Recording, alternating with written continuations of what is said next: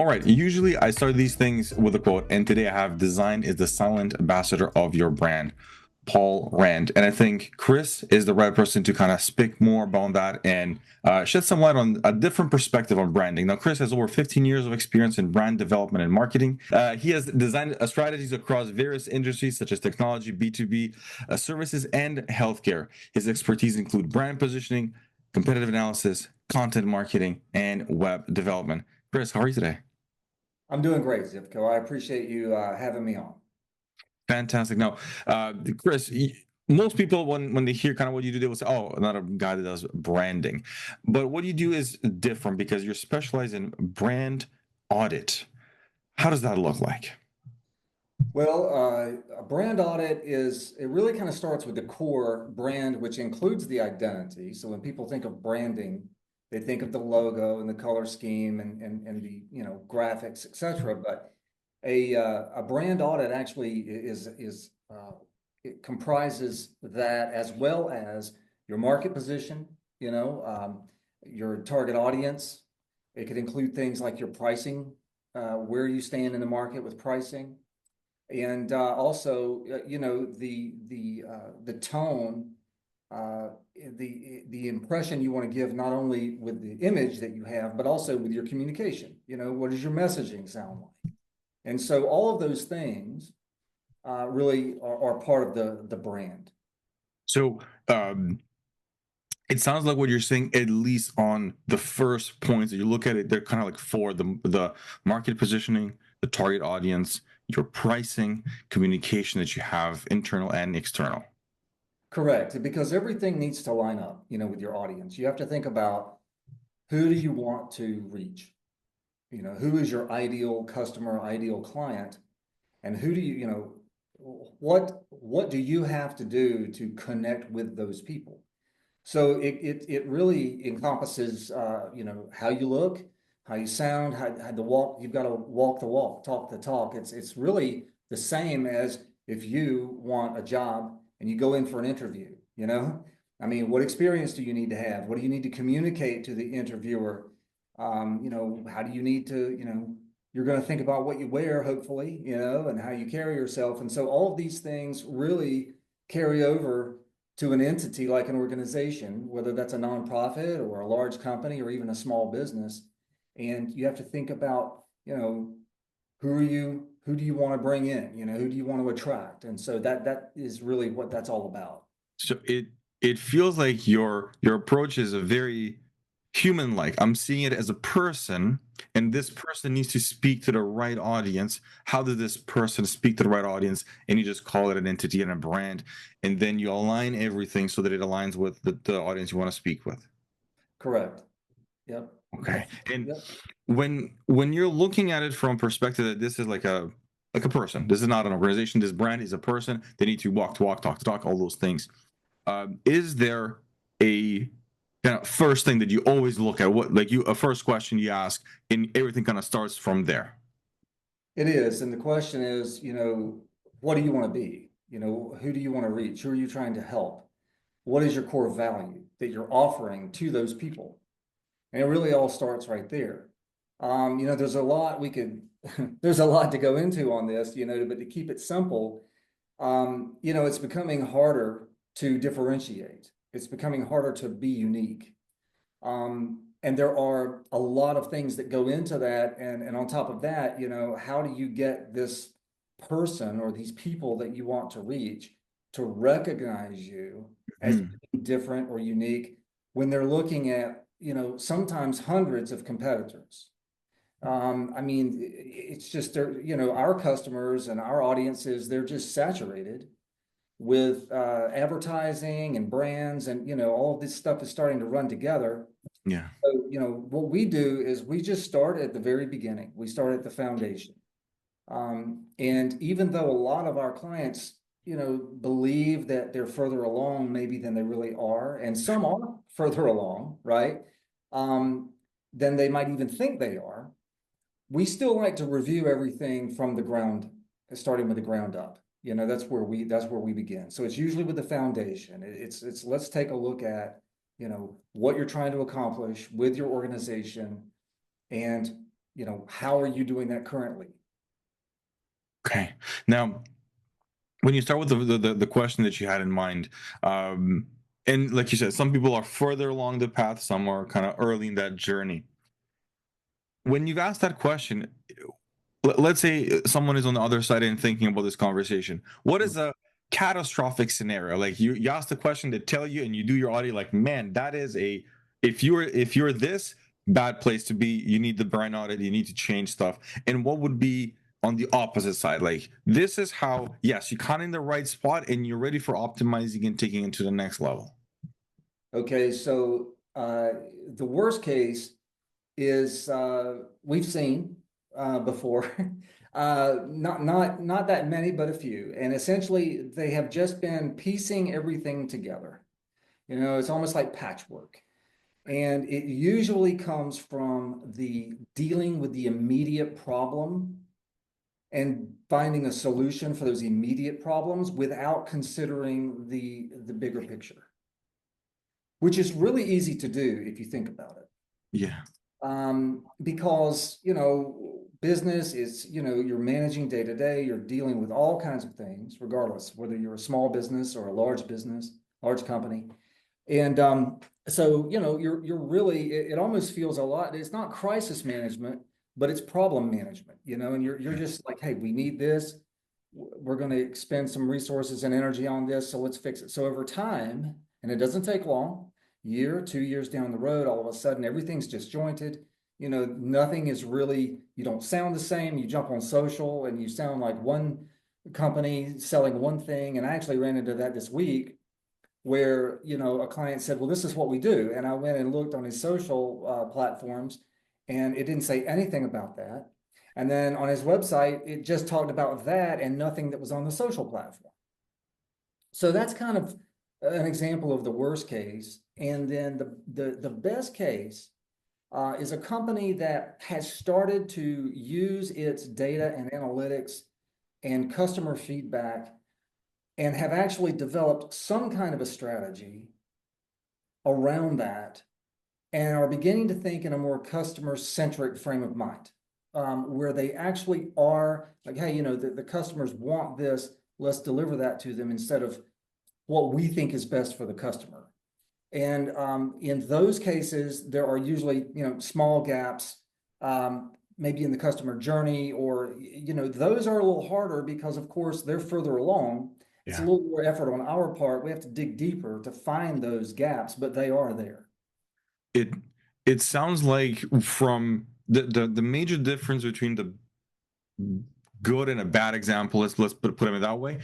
One was thinking like short term, very quick fixes, patchwork, and kind of combining later down. They'll say, well, this is what we've been doing, and this is kind of what we're doing here, and none of it is together because it was short term. Whereas someone that is in a good position, they were thinking long term. But the important part that it sounded like the most important part was they use the data and they use the customer's feedback. So they were not just collecting for the sake of collecting.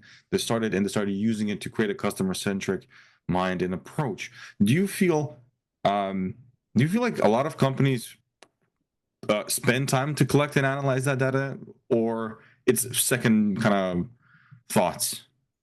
Yeah, I think most of them want to, and some of them do, but they don't exactly know how. And when they collect the data, a lot of it is incomplete and they don't actually have the information they need to make the progress they want. Okay, I'll give you a case. We had just a few months ago, a regional company, they served maybe 5 or 6 states, and they were a construction company, and they had a lot of they had a lot of customer data, but all of the data, people were leaving out, there would be questions they asked where they didn't get an answer. It was inconsistent. They changed the questioning so that what happened is they got a sample back and they thought of better questions they should be asking. So they changed the questions. So by the time we got the data, they had over 5,000 customer surveys. We were only able to use about 100 because the data was either incomplete or it was inconsistent. And so that's the biggest challenge with any kind of data collection is doing the front end work to determine like, okay, what are we going to do? What questions are we going to ask? Or what information do we need for us to improve? A lot of times companies are just getting feedback, but they don't have a plan for what specific feedback they should be getting in order to make the improvements they need to make. And so that's something we help clients with. So it sounds like you want to find the information that you need to improve, rather than it's easy to collect this, and we're just collecting that, and without, like you mentioned, the important things that you would use to improve. Yeah, exactly. I mean, a lot of companies are more concerned there, and they should be, but they're more concerned with, is the customer happy? Would they refer us to someone? And that's Yeah. right. But we need to know some more details. So, like as an example, here's a good question, that we like to pose. Give us a reason that you almost chose a competitor. In other words, this is how we can find out what are some competitors doing that were tempting that you almost chose to go with them instead of with us. This is the kind of information that helps you find gaps or weaknesses, in your product or your service. It could be something simple, like I didn't get a call back, or I didn't get a response for a week and the competitor was back the next day. I just went with you because you were cheaper. I mean, we hear stuff like that. It's good to know. That's really where you improve. This question sounds very, I would say, not something that someone will come up, like a business owner, they would not ask. Maybe it feels uncomfortable to ask. Maybe it sounds too negative. Give us a reason why you almost chose a competitor. Maybe they would feel like I'm pushing the person over towards a competitor. It doesn't feel like but the answer you would get is the answer that you want to hear. Is there like other one or two questions that business owners should start asking those questions, even though they might sound not easy to ask in this moment? Yeah, well, I mean, when you ask a question, of course, it's the frame of the question, how you ask it. So there are different ways you can ask that question and kind of get the same information, I guess. So I agree with you. You do have to think about that. It depends on the relationship you have with these customers, but because whether you're polling people who have been repeat buyers from you, you'd be a little more upfront and straightforward with them versus somebody who's been with you for a week, maybe. But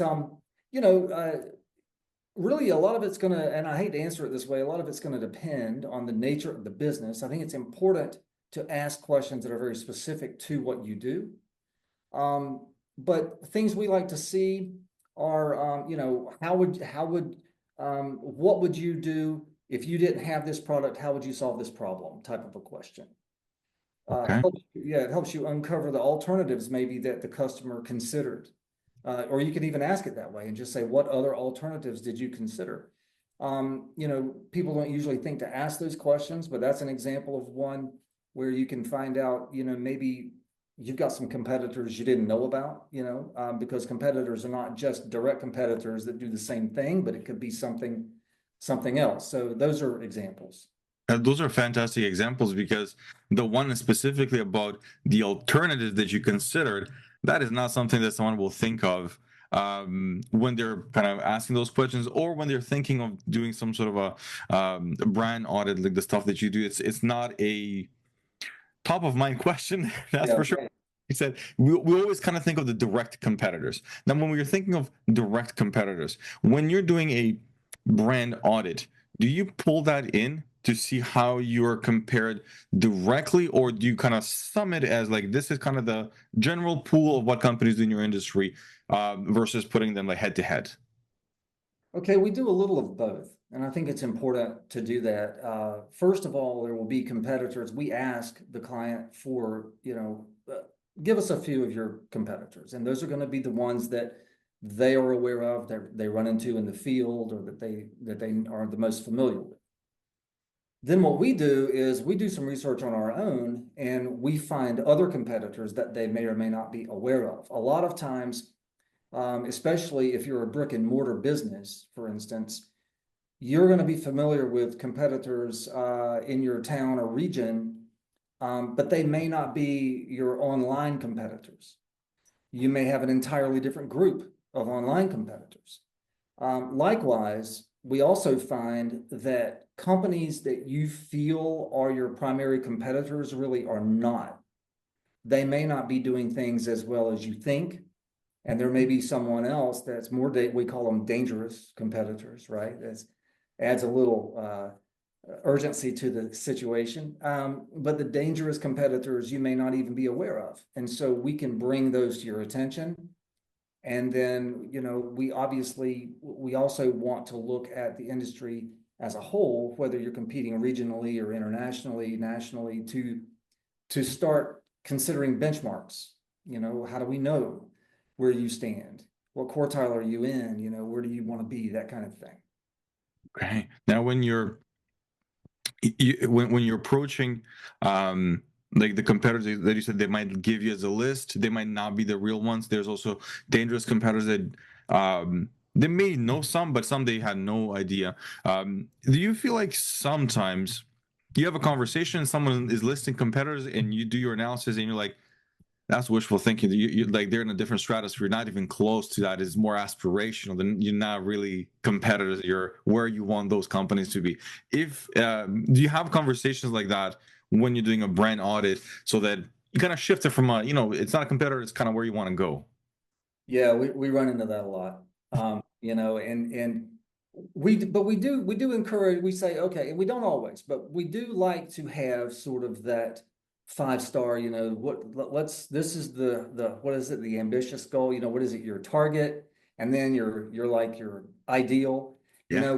We like to set those kinds of goals, and so we say, hey, let's look at one who's really an ace in your industry, and let's see where you are compared to them, and that gives you some things to start shooting for. Kind of show, yes. How big of a part does user sentiment play in doing a brand audit? Yeah, that's a good question. It's user sentiment is a difficult thing to measure, especially in for larger groups. Okay, in other words, if you want to get 50 to 100 an assessment based on 50 to 100 customers, you can get some good feedback. You can get a really good assessment, okay, from a small sample size. Hmm. But when we start going into larger groups of people, bigger numbers to get a more accurate reading, so to speak, it's tougher to do. And of course, you've been to, a lot of times what we end up doing in that case is creating a process for the client to begin collecting that data and doing so consistently.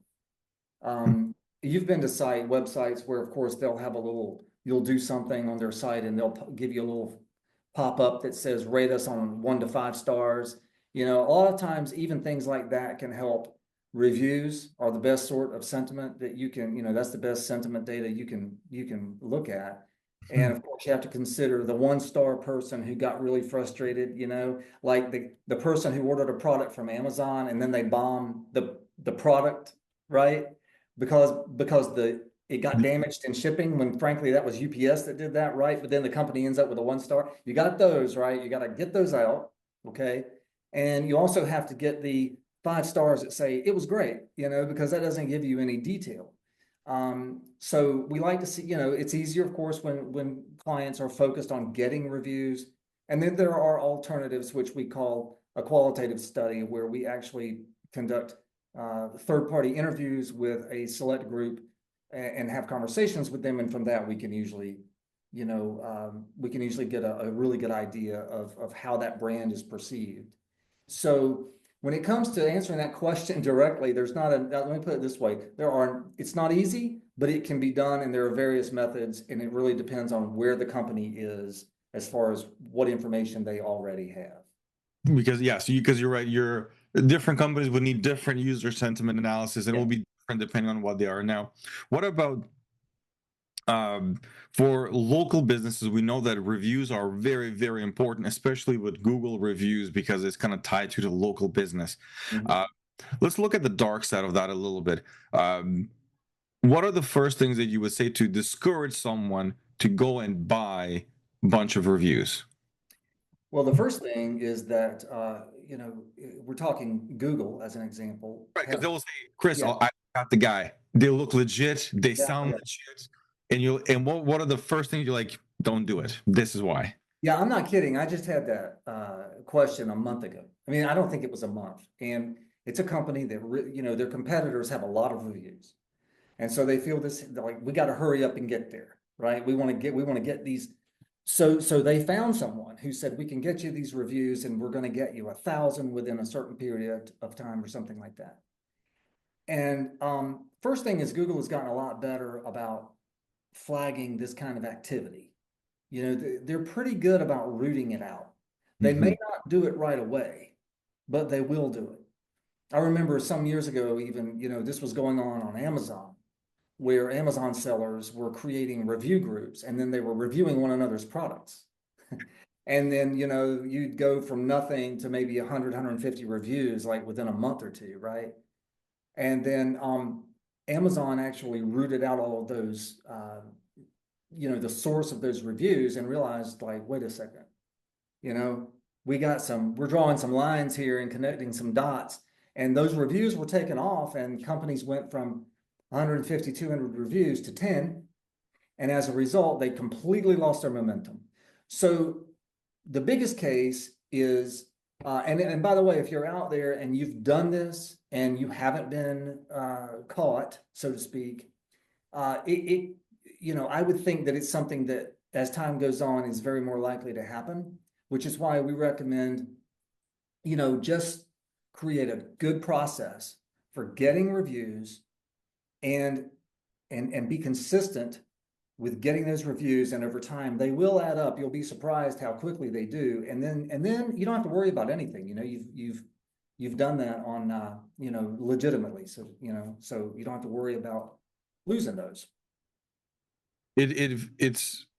It's again that short-term gain, that bad example of someone doing Patchwork. It's a very short, maybe it will work now, but when it's just a matter of time, they figure out, the Google algorithm figures out, you will lose all of that. So then all the momentum will kind of going back as opposed to going forward, even if it's a slow build. And even if you're comparing yourself to some competitors, they've been doing it very, very well for a long time. We can get there. So kind of don't get discouraged with like short-term patchy work. Yeah, and the same thing's true for backlinks. The backlinks is a big thing for website, getting website traffic. And there are a lot of companies out there offering, we're going to get you backlinks. And we've seen several clients have come to us. In fact, we've had 2 in the last 6 months who came to us and said, our website traffic is tanking and we're doing what we've always done. And they think that, well, okay, Google has issued a lot of updates this year. So, maybe that's it. Well, that is true, except that we noticed that as their backlinks were going up, the traffic was going down. And that's because Google was realizing that, hey, these are kind of purchased or spammy backlinks. Yeah. And they just started to slowly deprioritize that site. And of course, the same thing would happen to you if you take that review strategy that we were just talking about, where you're buying reviews. The same thing could happen to you there as well. So you lose all that momentum. It's not worth it. It's not worth it because and this is for long-term brands. They want to do this for long-term. So if you, I don't know, what do you want to do? Short-term, perhaps, maybe you will get caught. It's not worth it because all that energy to do it properly and it will kind of stay forever. Now, if you're looking at backlinks, it's a good segue to the digital marketing side, because you also do digital marketing audits. What are the components that you include when you do a digital marketing audit? Okay, so as a brand relates to your core messaging and identity, the digital marketing gets into the channels of distribution or your media. So it could be anything from your website, your social media, pay-per-click ads, to PR, even events that you're running, webinars, trade shows. I mean, you name it, whatever you're doing to promote your business. I know that's not all digital, but ultimately what happens is, as we do the digital marketing audit, we have to consider the other alternative marketing channels that are being used. And so sometimes clients are just coming to us because they've gone through a rebrand, or they've gone through a period where they've done some brand work and they really want to develop a strategy around, okay, we want to renovate our marketing strategy, our digital strategy. How do we do that? And so that's where that comes in, the digital marketing audit. And so it looks like, for in your mind, in your approach, digital marketing auditing, it's more of the channels of distribution, just simply looking at it like that. Don't need to say website or social media, just however you're distributing your media or your content, that's what we're going to audit. And it can go like off in traditional, whatever, if you're using events or flyers or something like that, because you probably have a QR code somewhere around there. It ties in to the digital aspect in some shape or form. When AI was introduced, I was watching some of the stuff that where people were talking about, like regarding blogging and content distribution, and that has just skyrocketed the volume. When doing audits nowadays, because this is a huge component to a lot of people, they use AI to jack up the numbers and to produce a lot more content. Do you see more positives or negatives when we're increasing volume with AI when it comes to our channels of distribution and our content? Yeah, I think the overall effect is negative. I think it's having, I think frankly, it's doing more harm than good for a few reasons. And this is something I could talk about for, that's a separate, almost a separate thing altogether. But to keep it simple, first of all, Google cannot index all of this content. And Google has said that they are not going to index all of the content that you create. And now some of you out there are saying, well, all of my content's indexed. It is now, and it may stay that way. It depends on what, on how good the content is, or your niche, a lot of factors that go into that. But the bottom line is, Google just doesn't have the resources to index all of this content. So they are not obligated to index it because you create it. It is not unusual for, and I've seen cases where only 10 or 20% of a website's content is indexed. I've seen other cases where, in a more common situation would be maybe 80%, it's always that 80-20 rule. Because a lot of the content is repeating what's already been said. I mean, it's not a secret. You've got your top 10, if you look up, put anything into the search bar, hit enter, and you're going to get the top 10 results. Those are that's the content that Google has deemed valuable or most relevant for that topic that you put in the search bar. So everyone's going to copy that content. And they're just trying to do what we call the skyscraper method, which is to improve or build on what's already out there. So what I'm going to do is, simple example, I'm going to take a post that's 2,000 words long, and I'm going to make it 3,000 words long. And then that means it's going to be, and that's not the way it works. It really has, in my view, AI has just given everyone the power to create bad content and more of it. And, you have to think about how much content can you really research, write, review, edit, publish that's going to be good, and I'm not saying it isn't well written.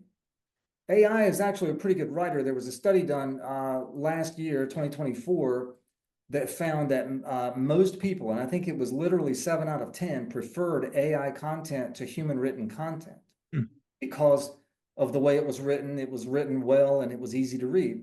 So it's not the way it's written, but if you read it, it doesn't always say anything. A lot of times it's very generic sentences, and it's a lot of generic information that's it can get wordy.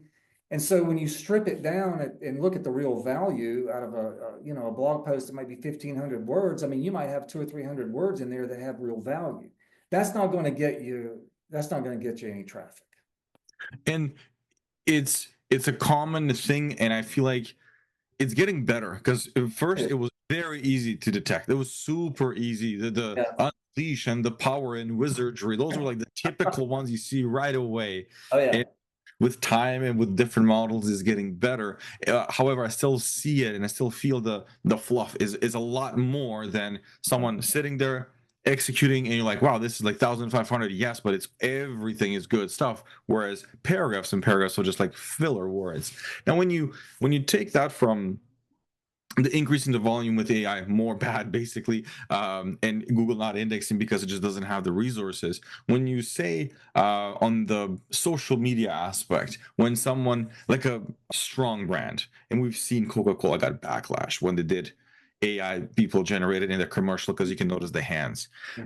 When you look at a solid brand and they're like, we're gonna do Dolly or Sora to do image and video because we want to do some B-rolls and whatever in our social media stuff to increase the volume so that we can get more backlinks or get more brand recognition. What would you say to a solid brand established that is thinking of using AI image and videos in their social media if you were doing the digital marketing audit for them? Yeah, no, right now what we're telling everyone with that is try it, see what happens, because I don't think that, let's just look at what we know about the AI generated content, because that's been around a little longer, than the images and the video, right? So if we take what we learned that AI, Google doesn't hate AI generated content. Now they do have their own detectors. And like you said, it's getting to where we didn't need a detector for some of it. My favorite word was delve. If somebody's delving into something, then I know that that's Chat GPT that did the delving. You know what I mean? But if we look at what happened, Google didn't necessarily penalize it or flag it because it was AI generated. It had more to do, again, with, does this really offer value to people?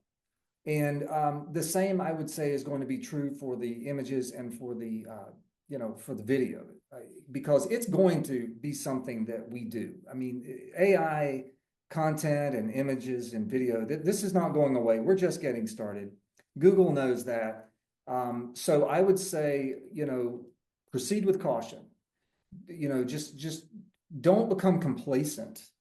Treat Chat GPT like it's a staff writer, like it's an assistant or an intern. It's doing some research, but you've got to verify the research. You have to read it. You have to pay attention to what's being said. I just saw a person came to us the other day with a question. They accidentally got a little tired of editing, and they put something out on Facebook. It was a social post, and it had a fact in it that wasn't a fact. They got blown up. I mean, they must have had their normal engagement was somewhere between 10 and 15 comments. They got over 100, completely destroying them for this ridiculous statistic. So, and if you read it, it wasn't that obvious unless you were really paying attention, which the readers were, right? So it's the same thing with the video, getting back to that, because that was your question. Be cautious and just continue to say, is this authentic? Does this feel human? Use AI to improve on what you're doing, but never let go of that human element. Correct. Yeah. Have it as like you mentioned, like the intern that is there to do some work, but you got to review it. You just can't take it and just publish it right away. Now I do have a couple of clients that are coaches, consultants, mentors, and some of them feel like people will use AI as some sort of a consultant assistant. Kind of, I have something to run by this. Have you had a meeting where someone pulled the notes for a branding strategy because they asked an AI, they said, what are your thoughts on this one? Absolutely, that has happened. And we expect it to happen more as we go along. Okay, you have to remember that Chat GPT, Gemini, all these AI models are pulling information from what is available in the public domain. Well, what you're doing when you start engaging one of these AI models in conversation and you want advice, so to speak, who is giving you that? Where is that coming from? What is the source? It's coming from all over. And, I'll give you a simple example. When you have a chest pain and you go Google it, first thing you're going to do is you're going to see articles about having a heart attack. Okay. you're going to have a heart attack. Now, maybe you just went to Taco Bell that day, right? But if you read the top 10 articles, it's going to have heart attack symptoms. All right. So if you go to Google and say, I'm having chest pain, or you go to Gemini or ChatGPT and say, I'm having chest pains, what could it be? What do you think it's going to tell you? Heart attack. It's going to reference what's considered the quote most reliable sources that it can find, by the way. If it's a topic that doesn't have a lot of content, it's just going to take what it can get. And if it can't find it, it's going to make it up. That's called hallucinating. Yeah. And you've probably heard that term. So, it's the same thing when you go in and say, hey, I need a marketing strategy. I need a brand strategy. I'll be honest, some of that's going to be accurate, but some of it's not. And which part's accurate and which part's not, you've got to be qualified to recognize the differences. And it's hard to qualify the differences when you're in that moment of cluelessness, because you just want to figure this out and like, oh, this looks good. And I'll ask Chris about it, because you're just pulling ideas, but then you're taking them too far, as opposed to, this is what I'm thinking, kind of improve on it. This is what I'm thinking, improve on it, read it, review it, and kind of improve on it, as opposed to you created it for me, AI, and give me the final product. When you're looking at companies that have a solid digital marketing, and you've done the brand audit as well, you've done the digital marketing as well, they're kind of ticking along just fine. You have this quadrant that's on your website, brand execution. Is that the point where they take all of that, and how does that proper brand execution look like? Okay, it's a good question. It's about having consistent processes and standardizing that, whether it's your marketing or whatever brand operation that is. It's about standardizing it and keeping it consistent. And so with execution, we help them with, it depends on most of it, though, boils down to, how are you doing it? Your scheduling, your staff, your resourcing, testing, KPIs, all of these things we use to streamline this process, to make it efficient, and measure it, improve, and iterate, is essentially what we're doing in that stage. So it's because, and the reason I asked this question about the execution part is because we've done the audit. We know what's the good and the bad when it comes to branding. Then we looked at the digital marketing, or in simple terms, like you said, the channels of how you're pushing out the content. We reviewed the human one versus the AI one. And that's why when we got to the final part, I'm like, okay, we know what's the good, what pros and cons, take it, whatever you want to do with it. Now, when it comes to execution, it feels like execution, what you mainly focus when the brand is at that stage, is SOPs and standardizing and creating schedules. But you fit it in the schedules, testing and measuring, which I don't see a lot of people kind of creating SOPs around that. How do you create proper testing environments without messing up your routine schedules? Well, let me also go back and touch on execution. In all of our audits, what we do for the client is we develop a series of recommendations that essentially tells them this is what you need to do to meet the goals that you gave us in the beginning. So what are your goals? We audit. Now we're creating steps for you and prioritizing those steps to help you plan. So essentially, when a client gets an audit, they know what they need to do, and they know in what order they need to do those things. Okay, so that's also part of the execution. I should have mentioned that a minute ago. To your point about measuring, and then how do we, what we have to do is create a system or help the client, really. We don't create it for them.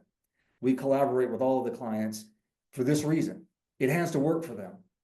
I mean, we can make all the suggestions and recommendations that you can think of, but if they aren't practical for the organization, then they aren't going to get done. So for us, we begin by understanding what their capabilities are and what they're able to do, what their resources, etc., staffing, and then what are the top 3 things that we need to do to move the needle. We're not going to be able to do everything. So what are the top 3? What is the top 1 thing? It just depends on the list, right?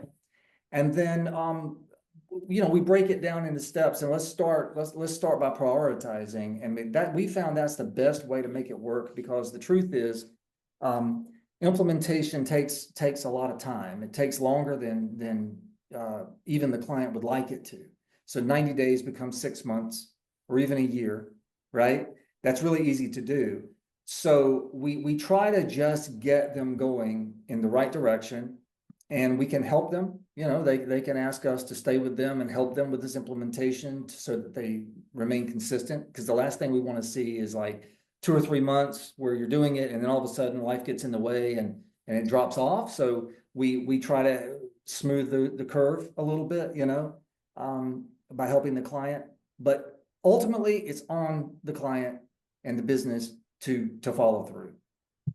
Because at the end of the day, yeah, I'm sorry. I was going to say, we just try to make it as simple as we can. But at that point, there are certain things you're going to have to do, Yeah.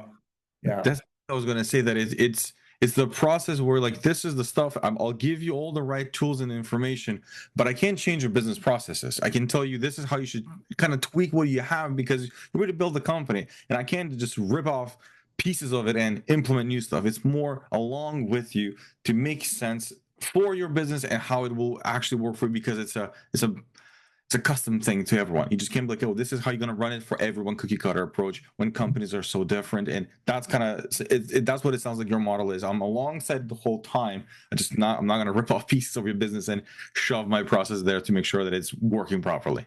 Right. Yeah. And we're honest with the client about that. We want to take responsibility for delivering the result.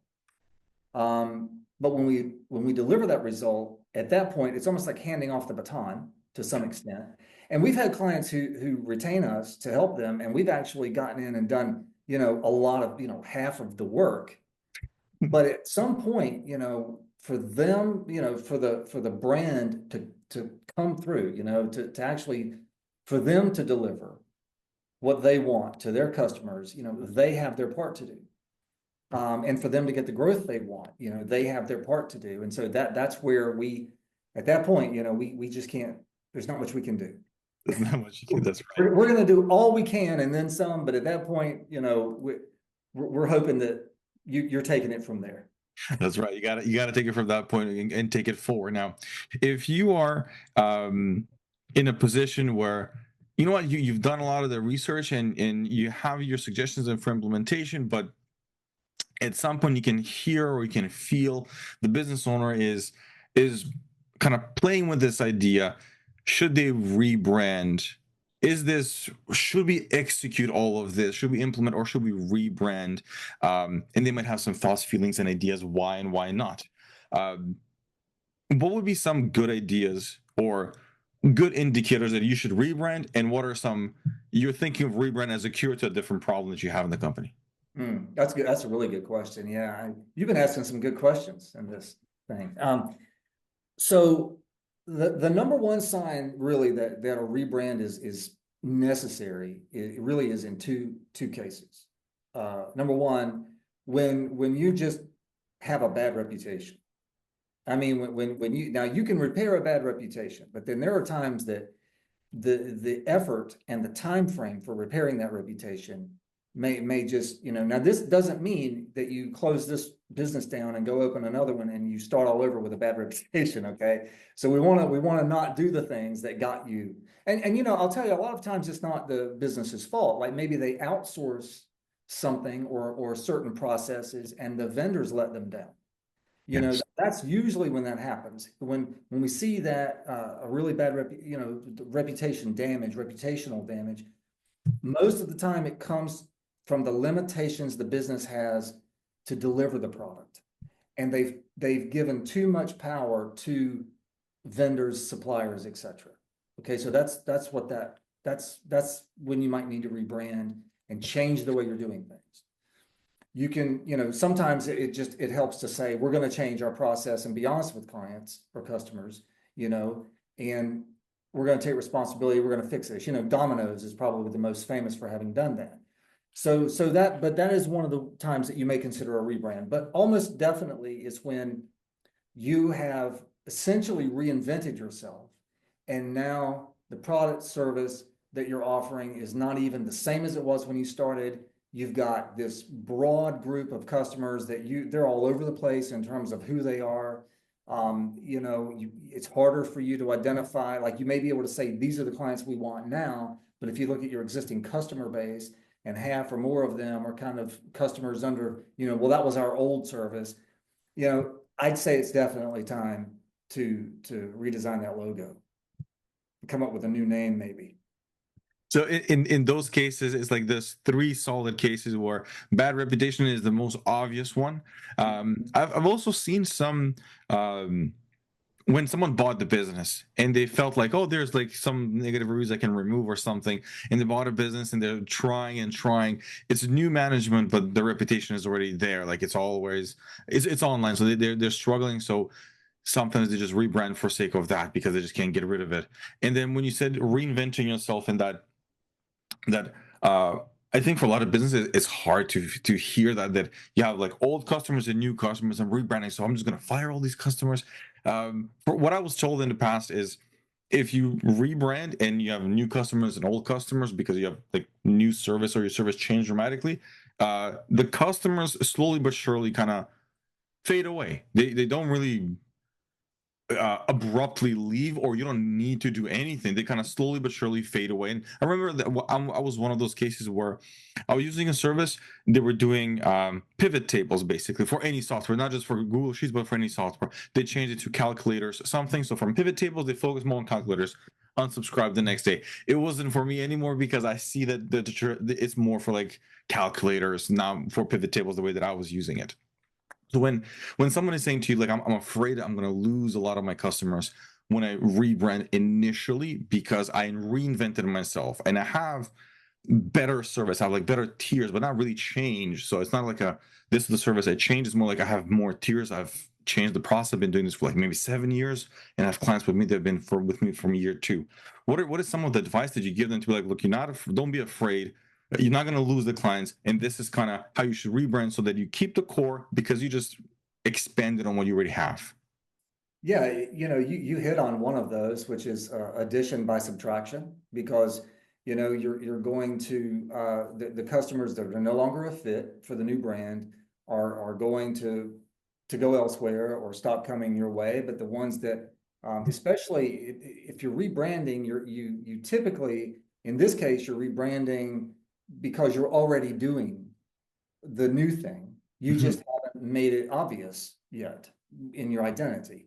You see, so that means that the more recent clients you have are better suited for what you're doing now. The other thing to do is look at those clients you have and take the top 20%, your highest value customers, and include them in the rebrand project. Reach out to them and say, we're considering this because, and we'd like you to participate because you're a valuable customer.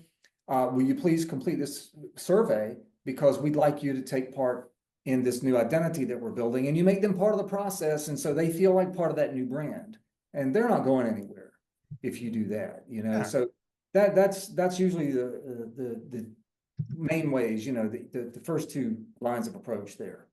That's a very good approach. I never thought of it that way. That you take the 20% most valuable customers, make them part of the rebranding, part of the journey. They will be more attached to the brand because you take direct input from them, and they've been with you for a while. So they're like, wow, this is like a piece of me is going here. I'm using this service. I never thought of it that way, but it's a very obvious way of getting the right things that you want to communicate and change when you're rebranding, because those are basically the customers you want to continue to work with at the end of the day.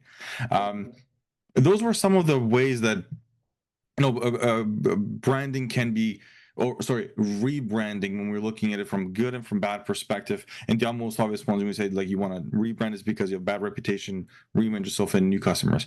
What are on the other side of that perspective where someone is giving you reasons they want to rebrand and you're like, that is not a reason to rebrand. It's a problem that we have that you feel like you can solve it with rebranding, but it's a different diagnostics to this thing. Yeah, no, and I know you had asked that, so I'm glad you reminded me, brought that back up. A lot of times it is from reputational damage. And the company has the idea that if we rebrand, then, that will repair itself or go away. And that's not really the reason to do it. Now, I also said that that's a reason to rebrand. You have to look at the extent of the damage, and we look for things like, okay, when did sales really drop off? I mean, are you really on your way out if you continue? Is this something where, we haven't seen a situation that bad. Most of the time, if you will address the situation head on and own it and engage in repairing it, then you can actually come out stronger on the other side. So a lot of times, that requires, that's a lot of effort, and so it really is just going to come down to, the other thing is we want to be a higher priced product.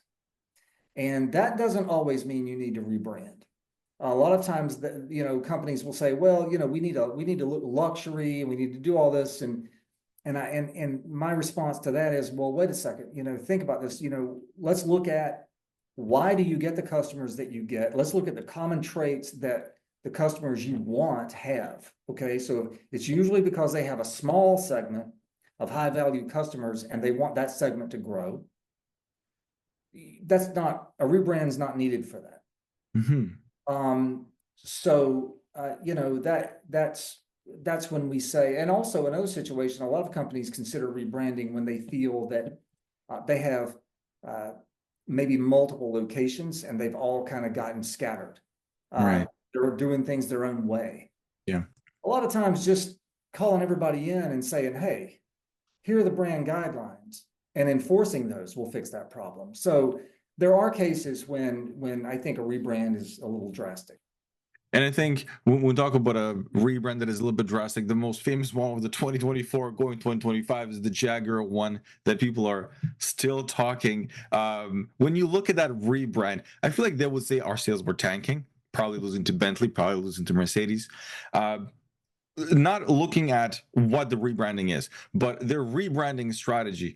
Would you say for that, for example, is it because they were solving a problem with rebranding, they could have solved it differently, or what, Jaguar was out of people's minds, they should have rebranded? Well, it hasn't been that long ago that they were considered, they were right in the conversation. Yeah. I can't help but wonder, I'm not on the inside, obviously, but I can't help but wonder if there wasn't something that they could have done before they took that step, to get it back. Because it's not uncommon, especially for luxury brands or higher end brands like that, it's not uncommon for them to kind of become stale size for a variety of reasons. So, I would like to think that if they'd asked, well, and they didn't, but if they'd asked me, I would have really taken a look at, a little more in depth at what was, because they may not have disclosed everything publicly as far as that goes. What were they really thinking? Maybe there's something we don't know, but anyway, that I would have gone down that avenue first before just, going that far.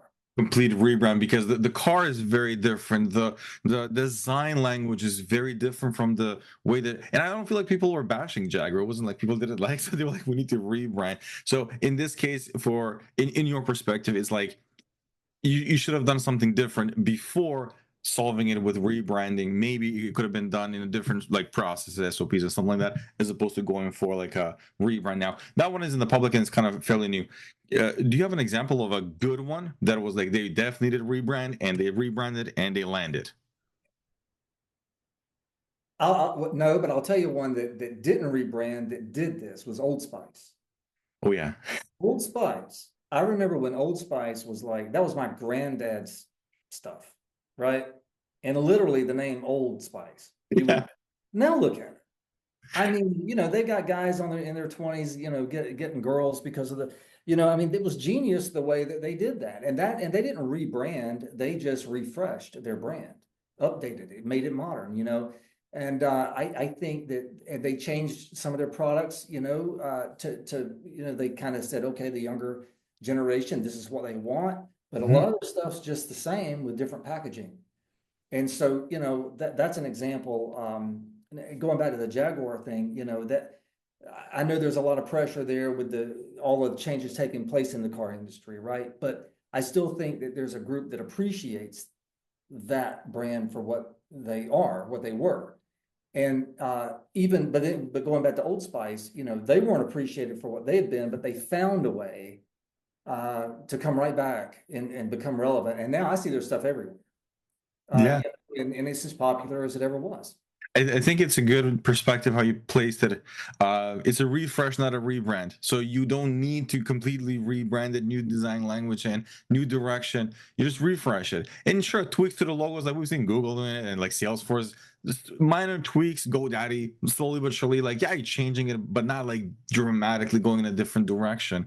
And companies, business owners should be encouraged to think of it. Maybe you can refresh before going full rebrand, different direction because of XYZ. And we also know like the reasons why you should definitely, because it's not helping you in this case at all. Now,